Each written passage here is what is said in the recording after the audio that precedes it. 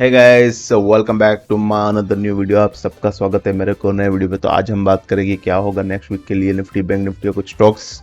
आ जाओ शुरू करते हैं आज की वीडियो। तो गाइस अभी हम देख रहे हैं निफ्टी और उसमें सबसे पहले देखेंगे उसका नेक्स्ट वीक के लिए सपोर्ट और रेजिस्टेंस। सबसे पहले बात करेंगे सपोर्ट की। सपोर्ट हमें मिलेगा 22,200 पे यहाँ पे, उसके बाद मिलेगा 22,000 और उसके बाद मिलेगा 22,800 के 21,800 के करीब।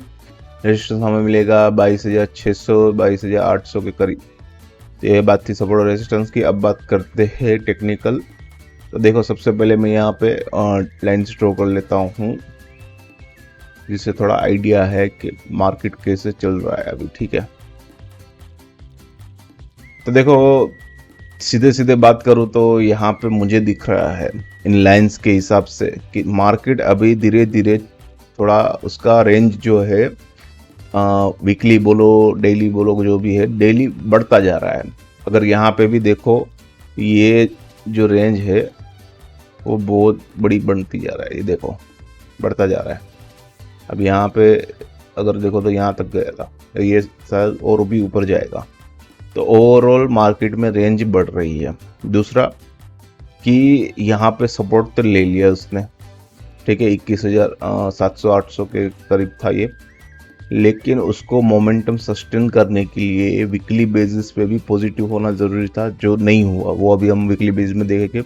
और उसके साथ साथ यहाँ पे भी देखो ये MACD में अगर यहाँ पे देखो नीचे, वहाँ पे भी ऑलमोस्ट ग्रीन सिग्नल मिलने वाला था अगर उसने प्रीवियस क्लोज के ऊपर क्लोज दिया होता। मतलब कि हमें 22,630 के करीब या उसके ऊपर क्लोज दिया होता तो आराम से ग्रीन सिग्नल मिल जाता, लेकिन वो भी नहीं हुआ। RSI की बात करें तो उसका एक स्ट्रॉन्ग मोमेंटम यहाँ पे शुरू हुआ था, लेकिन हल्का सा फेल हो गया आगे मोमेंटम दिखने के, क्योंकि फ्राइडे को गिरावट ज़्यादा आ गई। तो डेली चार्ट के हिसाब से ओवरऑल अभी भी इंटैक्ट है मोमेंटम, अभी भी कुछ ज़्यादा ख़राब नहीं हुआ, लेकिन कमज़ोर ज़रूर पड़ गया है। ये जो मोमेंटम काफ़ी तेज़ी से जा रहा था वो कमज़ोर स्लो ज़रूर हो चुका है। तो आने वाले दिनों में देखना रहेगा कि क्या साइडवे मार्केट है या वापस से वो ऐसे ही एग्रेसिव मोमेंट्स दिखाते रहेगा। दूसरा, जैसे मैंने अभी बोला, वीकली बेसिस पे यहाँ पे उसने फेल कर दिया। उसने उसके प्रीवियस क्लोज के ऊपर क्लोज देने के थोड़ा सा ही रहा पॉइंट। हमको क्लोज जो चाहिए था वो था करीब 22,430 के या उसके करीब या उसके ऊपर, तो उसने उसके ऊपर नहीं दिया है, थोड़ा सा रह गया। लेकिन ओवरऑल अगर देखने जाए तो MACD में अभी भी बरकरार रेड सिग्नल मिल रहा है, अभी भी पॉजिटिव नहीं हुआ और हल्का सा कमज़ोर भी अगर देखे तो मोमेंटम अगर नीचे की और कैंडल्स देखो तो मोमेंटम बिल्कुल कमज़ोर नहीं हुए, वो ऐसे ही चल रहे हैं। तो इसका सेकंड अनुमान ये हो सकता है कि हमें यहाँ पे बेचने का मौका मिला था ये ग्रीन सिग्नल में फ्राइडे के दिन जो बना था हाई, और यहाँ से हमें और गिरावट देखने को मिल सकती है। दूसरा, अगर RSI की बात माने तो RSI अभी भी कमज़ोर है, क्योंकि यहाँ पे जो बार बार करेक्शन देखा रहा है यहाँ पे वो हमारे न्यूट्रल जोन 50 है उसके करीब नहीं जा रहा, लेकिन वहाँ से वापस उछाल देने का ट्राई कर रहा है। इसीलिए चार्ट में एक बड़ी तेज़ी देखने को नहीं मिल पा रही, क्योंकि स्ट्रेंथ ही नहीं बन पा रही है। जरा सी क्या गिरावट देखने को मिली, वहाँ से बाइंग स्ट्रॉन्ग शुरू हो जाती है। उसकी वजह से चार्ट में टेक्निकली स्ट्रॉन्ग मोमेंटम बनने के लिए जो स्ट्रेंथ चाहिए RSI की बेसिस पे, वो स्ट्रेंथ नहीं हो रही है, तो वो भी एक दिक्कत की बात है। तो ओवरऑल जिस हिसाब से मैं चार्ट को पढ़ पा रहा हूँ, देख पा रहा हूँ, मुझे लगता है कि नेक्स्ट वीक थोड़ा सा कंफ्यूजिंग रहेगा मार्केट। हो सकता है पूरा चांस है कि मार्केट साइडवे रहे, ना ही ज़्यादा ऊपर जाए या ज़्यादा नीचे की ओर, क्योंकि उसको यहाँ पे जब तक अगर टेक्निकली बात करूँ तो 22,430 के ऊपर अगर 2 दिन क्लोज नहीं आ रहा है तो नया मोमेंटम नहीं बनेगा, हमें उसके ऊपर क्लोज आना ज़रूरी है। तो मैं कहूँगा कि ऐसे में थोड़ा सा जो पोजीशन है वो थोड़ा सा लाइट रखे, बहुत ज़्यादा पोजीशन ना रखे, क्योंकि यहाँ पे मुझे लगता है कि एक W पैटर्न देखने को मिल सकता है। तो ये बात थी मेरी, लेकिन टेक्निकली चार्ट के हिसाब से डेली चार्ट में तो दिख रहा है अभी मोमेंटम है, लेकिन जो रफ्तार से स्ट्रॉन्ग मोमेंटम था वो थोड़ा सा ढीला हो चुका है, धीमा हो चुका है। तो शायद हमें साइडवे मार्केट्स देखने को मिले नेक्स्ट वीक। उसके बाद अब बात करते हैं बैंक निफ्टी की गाइस। तो गाइस अभी हम देख रहे हैं बैंक निफ्टी का डेली चार्ट, उसमें भी हम सबसे पहले देखेंगे उसका सपोर्ट और रेसिस्टेंस। सपोर्ट की बात करें, सपोर्ट मिलेगा 47,600 के करीब यहाँ पे, फिर मिलेगा 46,600 के करीब, फिर 46,200 के करीब।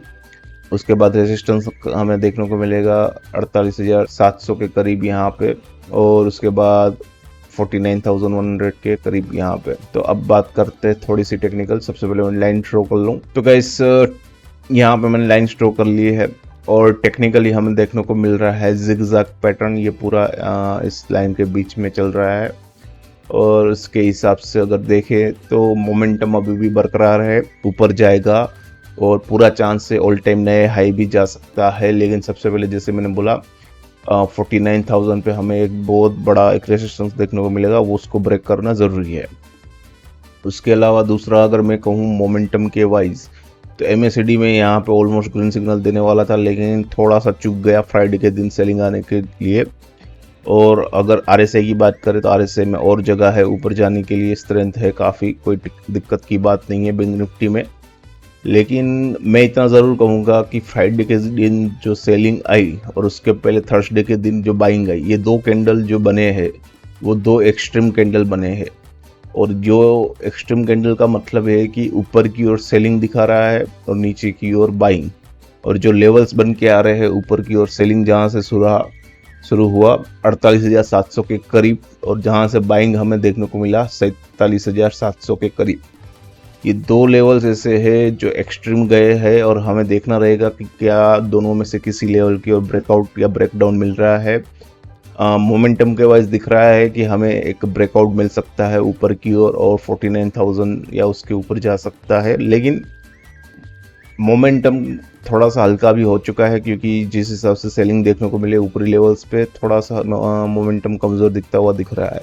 लेकिन वो मंडे के दिन पता चल जाएगा क्या वहाँ पे ब्रेकआउट मिलेगा कि नहीं। लेकिन यहाँ पे दिक्कत की बात यह है कि वीकली बेसिस पे जहाँ पे यहाँ पे चार्ट हमारा नेगेटिव हो चुका था, ऑलमोस्ट यहाँ पे पॉजिटिव होने वाला था, लेकिन थोड़े से मार्जिन के लिए, थोड़े से पॉइंट्स के लिए उसने पॉजिटिव नहीं किया। और MACD की बात करें तो MACD ऑलमोस्ट फ्लैट है, लेकिन हल्का सा MACD ने यहाँ पे नीचे की ओर पिछले वीक के हिसाब से एक पॉजिटिव हल्का सा ग्रीन सिग्नल दिया है। RSI की बात करें 58 चल रही है, मोमेंटम के हिसाब से साइड में दिख रहा है, कोई स्ट्रॉन्ग मोमेंटम नहीं दिख रहा। और जिस हिसाब से अगर मैं ये कैंडल पढ़ पा रहा हूँ लास्ट वीक का, इस हिसाब से दिख रहा है कि यहाँ पे बायर और सेलर दोनों के बीच बहुत बड़ी जंग हुई, और उस लड़ाई के में बायर्स की हालांकि जीत तो हुई, लेकिन एक छोटे से मार्जिन के साथ बहुत ही मुश्किल से जीत हुई है। लेकिन ये जीत कंफर्म तभी होगी कि यहाँ पे हमें जो पिछला जो पॉजिटिव चाहिए कैंडल, उसके लिए 48,260 उसके ऊपर अगर क्लोज आ रहा है, और कम से कम 2 दिन आ रहा है 260 के ऊपर क्लोज, तो ही हमें मानना होगा कि यहाँ पे बायर्स की जीत हुई, और यहाँ पे और भी ज़्यादा स्ट्रॉन्ग ऊपर की ओर मोमेंटम देखने को मिलेगा। वरना टेक्निकली यहाँ पे उसने पॉजिटिव नहीं किया, तो यहाँ पे और गिरावट देखने को मिल सकती है। तो ओवरऑल डेली चार्ट और वीकली चार्ट को कंपेयर करूँ तो मैं कहूँगा वीकली चार्ट हमें दिखा रहा है सावधानी बरते, जो हमें दिख रहा है वो नहीं हो रहा है। और डेली चार्ट हमें कह रहा है मोमेंटम अभी भी इंटैक्ट है, पूरा चांस है और आगे बढ़ने का। तो मैं कहूँगा सावधानी बरते, क्योंकि डेली चार्ट से ज़्यादा वीकली चार्ट हमें बहुत कुछ कह रहा है, जहाँ पे जंग का ऐलान दिखाई दे रहा है कि दोनों साइड पे बराबर की जंग छिड़ी हुई है। थोड़ा सावधानी बरते। अब बात करते हैं स्टॉक्स की। सबसे पहला स्टॉक गाइस लिया है HDFC बैंक। उसमें सिर्फ दो ही चीज़ें कहूँगा। सबसे पहले 2 बार उसने ट्राई किया 1550 के ऊपर क्लोज देने का, नहीं दे पा रहा यहाँ पे, और यहाँ पे दोनों बार फेल हुआ। नीचे की ओर बोलूँगा सबसे पहला 1480, अब दूसरा यहाँ पे बन रहा है 1505 के करीब। दोनों सपोर्ट किए, लेकिन 1505 में नहीं गिन रहा हूँ। स्ट्रॉन्ग सपोर्ट हमारा अभी भी यही है 1480 के करीब, वहाँ पे स्ट्रॉन्ग सपोर्ट देखने को मिलेगा। उसके बाद MACD में यहाँ पे हमें मिला है बड़ा रेड सिग्नल, क्योंकि उसने मोमेंटम यहाँ पे सेकंड टाइम ब्रेक करना तोड़ दिया। लेकिन टेक्निकली मुझे लग रहा है कि यहाँ पे वो वापस ट्राई करेगा ऊपर की ओर ब्रेक करने का 1550 को। अगर वो कर रहा है तो नेक्स्ट टारगेट हमारे लगेंगे 1600, 1590, 1600, फिर 1650, 1700 उस हिसाब से। लेकिन जैसे मैंने बोला कि वो ब्रेक नहीं कर पाया, तो देखना रहेगा आने वाले वीक में क्या वो 1550 ब्रेक कर पाता है। अगर नहीं कर पा रहा और उसने गलती से 1480 ब्रेक कर दिया तो नेक्स्ट हमारा टारगेट होगा 1450 और 1400 के करीब। तो ये बात थी HDFC बैंक की, उसका रिव्यू था। इसकी जो सारी जानकारी अब स्क्रीन पे दिखेगी आपको। तो गाइस इन्फोसिस में मैं इतना ही कहूँगा, हमारा जो रेजिस्टेंस है 1450 का वो अभी इंटैक्ट है। हालांकि 1400 पे हमारा सपोर्ट भी है, पिछले वीक ही बोला था कि 1400 पे सपोर्ट है, 1450 पे रेजिस्टेंस है। अगर मैं ओवरऑल चार्ट की बात करूं, RSI देख लो, काफ़ी ज़्यादा नीचे है। MACD में भी ग्रीन सिग्नल मिल रहे हैं, लेकिन हमारी जो लाइन्स है, ठीक है, ये ग्रीन और रेड, उसमें से दोनों में से एक भी लाइन उसने अभी भी क्रॉस नहीं की। रेड लाइन हमारी 1450 की है, ग्रीन लाइन हमारी 1502 की है। तो ओवरऑल चार्ट इंडिकेट कर रहा है कि यहाँ से हमें हल्का सा रिलीफ मिला है, लेकिन डिल्यूजन में ना रहे, कोई गलतफहमी में ना रहे। ये बस बड़ी गिरावट के बाद हल्का सा करेक्शन ऊपर की ओर है। तो जब तक 1450 क्रॉस नहीं हो रहा तब तक 1500 नहीं आएगा। इसकी जो सारी जानकारी अभी स्क्रीन पे दिखेगी आपको। उसके बाद गाइस नेक्स्ट स्टॉक में भी ले रहे हैं, वो है टेक महिंद्रा। इसमें कोई बाय या सेल का नहीं कर रहा, लेकिन हल्का सा थोड़ा इंटरेस्टिंग चार्ट बन चुका है। कुछ खबर के अनुसार यहाँ पे उसने गैप अप खोला है और बड़ी छलांग मारी थी, लेकिन उसने सस्टेन नहीं किया। वहाँ पे सेलिंग बहुत ज़्यादा देखने को मिली, लेकिन ओवरऑल चार्ट के हिसाब से दो चीज़ हुई है। सबसे पहला, यहाँ पे एक गैप बन चुका है इस लेवल के बीच में, जो करीब 50 पॉइंट का गैप है और बहुत बड़ा गैप है। दूसरा, ओवरऑल अगर हम यहाँ पे देखें, अगर सिर्फ चार्ट के हिसाब से और कुछ ना देखें, तो यहाँ पे जो लोग रिस्क ले सकते हैं वो यहाँ पे शॉर्ट कर सकते हैं। 1240 का एक CBSL रखे हल्का सा यहाँ पे, और वापस ट्राई करेगा वो 1350 तक जाने की, मतलब कि जो हाई बना था 1347 का, वहाँ तक जाने की ट्राई कर सकता है। तो नीचे की ओर बोलूँगा सेफ प्लेयर्स को मैं इतना ही बोलूँगा कि जब तक वो 1300 का जो इनिशियल यहाँ पे था, या तो फिर हमारी जो रेड और ग्रीन लाइन क्रॉस ओवर नहीं हो जाती तब तक वेट करे, उसके बाद ही बाइंग करे। और नीचे की ओर में जैसे मैंने बोला जगह है पूरी आने की 1200 तक, 1200 के 1190, मतलब 1190 तक आ सकता है। 1200 1190 गैप फिल करने के लिए तो सर थोड़ा टाइम ले सकता है, क्योंकि न्यूज़ चल रही है तो मोमेंटम काफ़ी स्ट्रॉन्ग दिख रहा है। लेकिन ओवरऑल जैसे मैंने बोला, जो रिस्क लेना चाहते हैं वही इसमें अभी बाइंग करेंगे, बाकी कोई नहीं करेगा। इसकी भी सारी डिटेल है अभी स्क्रीन पे दिखेगी आपको। उसके बाद गाइस नेक्स्ट स्टॉक है हीरो मोटो कॉर्पोरेशन। तो उसमें मोमेंटम काफ़ी स्ट्रॉन्ग है यहाँ से। दूसरा, MACD में ग्रीन सिग्नल है। तीसरा, हमारी RSI फाइनली जो हमारी न्यूट्रल जोन है 50 उसके ऊपर दिखी है। तो ओवरऑल मुझे लग रहा है सबसे पहला वो आएगा कि 4600 आ सकता है सबसे पहला आने नेक्स्ट वीक के एंड में, और उसके बाद जो नेक्स्ट टारगेट रहेंगे वो 4700 4800 तक भी हो सकता है, 4700 4800 तक भी। तो इसकी जो सही जानकारी अभी स्क्रीन पे दिखेगी आपको। उसके बाद गाइस नेक्स्ट स्टॉक है डॉक्टर रेड्डी। डॉक्टर रेड्डी में एक स्ट्रॉन्ग मोमेंटम शुरू हुआ है और ये मोमेंटम दिख रहा है 6400 तक जाएगा।